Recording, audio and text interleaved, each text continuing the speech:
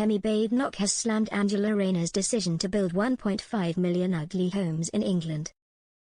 Ministers could also decide when new homes should be built and force councils to release parts of the Green Belt for development if they fail to meet new housing targets, under Labour's plans. Shadow Housing Secretary Mrs Badenoch bemoaned Labour's move to drop the requirement for new homes to be beautiful. The Tory leadership hopeful warned the requirement previously introduced by her party means so much to local communities and people deserve to live in beautiful homes.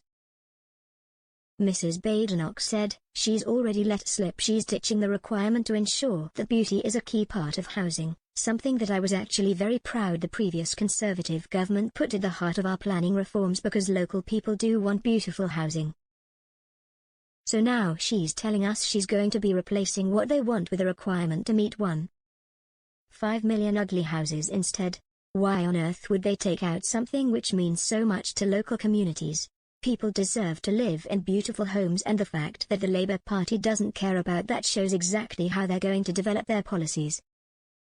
Mrs Badenoch also claimed the changes proposed by Labour would result in the worst of all worlds by not addressing the basic economics of house building and centralising decision-making. Deputy Prime Minister Ms Rayner defended the changes and insisted the government will build beautiful homes. Labour's manifesto previously outlined its aim for exemplary development to be the norm, not the exception. Ms Rayner insisted she will not hesitate to intervene in areas that fail to build enough as she released swathes of the Green Belt for development. Under her plan, councils that do not provide enough homes will be made to build on low-quality grey belt land, such as disused car parks, in the Green Belt.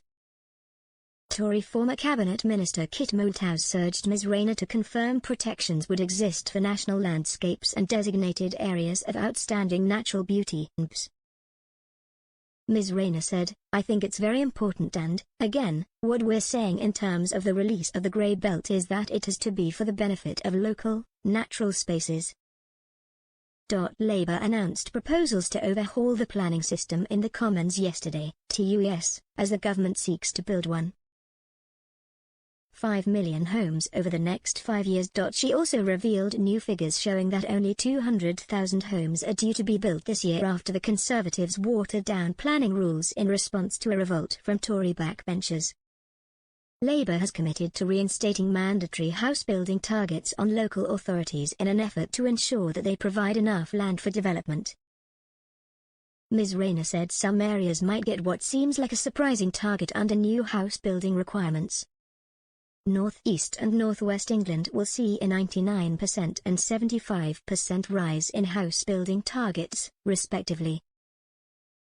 London is the only region to see its target downgraded. James cleverly criticised the government's approach to house building after Ms Rayner said London would have a target of 80,000 new homes a year.